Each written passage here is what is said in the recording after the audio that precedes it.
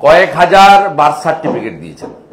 আমার কাছে proper document রয়েছে, 2007 সালে জন্মগ্রহণ করেছিলেন, রিসেন্ট বার্থ সার্টিফিকেট ইস্যু করা হয়েছে। বোকার মতো কাজ করেছেন সুমিত গুপ্তা, প্রতীক জৈন ভাইপো, এগুলো অ্যাকসেপ্ট হবে না। আমি আরটিআই করেছি, একটা চিঠিও দিয়েছি, যেহেতু I am holding leader of opposition post, আমার ক্যাপাসিটি থেকে। তিনি রেসপন্স করবেন কি করবেন না ওনার বিষয়, কিন্তু আরটিআইতে না দিলে আমি ইনফরমেশন কমিশনারের কাছে যাব এবং ইনফরমেশন কমিশনার হয়ে কোর্টে যাব।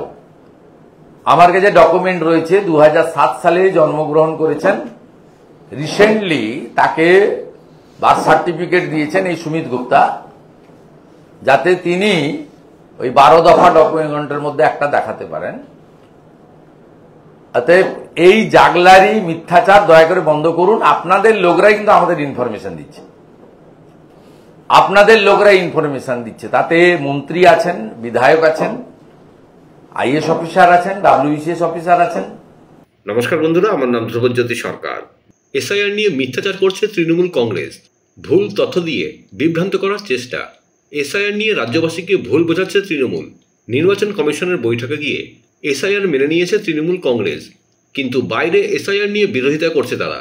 অভিযোগ বিরোধী দলনেতা শুভেন্দু অধিকারীর। আমি তো আগেও বলেছি, কাউকে কিচ্ছু করতে হবে না।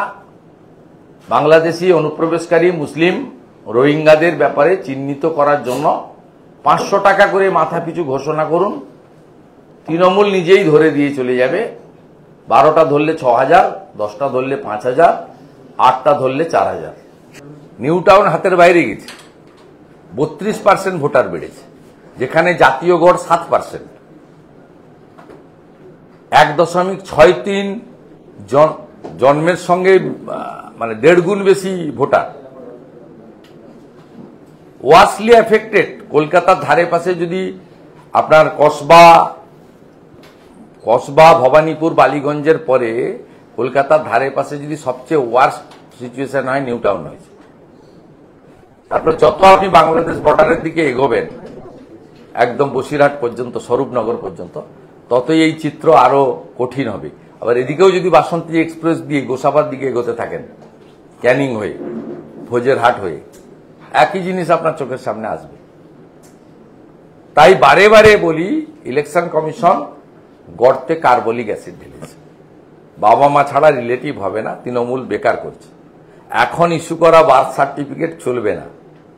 আপনি 2007-এ জন্মে 2025-এর বার্থ সার্টিফিকেট নিয়ে নিবেন, আপনার কর্পোরেশন আছে সুমিত গুপ্তাকে দিয়ে, আপনি কি ভাবছেন হয়ে যাবে নাকি? নো, ডবল ট্রিপল এন্ট্রি বাদ যাবে। এআই স্ক্যান করানোর জন্য আমরা দাবি করব, আশা করি ইলেকশন কমিশন বাধ্য হবে। আপনারা যা যা পদ্ধতি সেকশন অফ বিএলও কে সাথে নিয়ে সরকারি তন্ত্রকে মিসইউজ করে করতে চাইছেন, with the help of A section of BDO, SDO এবং ডিএম, এবারে সেটা করতে আপনি পারবেন না, আমি আপনাকে বলে দিলাম। এবং আমাদের যে অভিযোগ ছিল যে বাংলাদেশি মুসলিম অনুপ্রবেশকারীতে ভরে যাচ্ছে, এরা ল্যান্ড জেহাদ, লাভ জেহাদ, ধর্ম জেহাদ, ভোট জেহাদ করছে, আমাদের কন্যারা বোনেরা সুরক্ষিত নয়। আজকে এই পলায়ন বা সবকিছু যে ছবির মধ্যে চলে আসছে চ্যানেলগুলোর মাধ্যমে এবং সোশ্যাল মিডিয়ার মাধ্যমে, তাতে এটা এস্টাবলিশড হয়ে গেছে। যেটা আজকে বিকালে আমি আবার একটা পোস্ট করব দক্ষিণ 24 পরগনার জয়নগরে, আশা করি কালকে আপনারা ক্যামেরা নিয়ে ওখানে যাবেন। ক্যানেলের পার্টটা দেখাবো আমি, দীর্ঘ 3 কিলোমিটার শুধু তারপলিন আর তারপলিন, তারপলিন আর তারপলিন।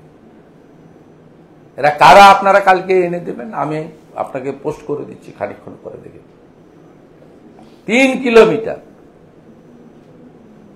3 কিলোমিটার, 3000 মিটার, অসংখ্য পশ্চিমবাংলার জনবিন্যাস অর্থাৎ ডেমোগ্রাফি বদলে দেওয়ার ক্ষেত্রে বাংলাদেশি মুসলিম অনুপ্রবেশকারীরা একটা বড় ফ্যাক্টর হয়েছে। এবং সিপিএম এর সময় খানিকটা ঢুকিয়েছিল ভোটের জন্য, মমতা ব্যানার্জি লাস্ট 10 বছরে সম্পূর্ণ করে দিয়েছেন এবং এর জন্য তিনি 540 কিলোমিটার জায়গায় বেড়া দেওয়ার জমি ভারত সরকার বা বিএসএফকে দেননি।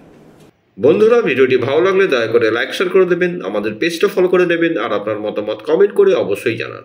ধন্যবাদ।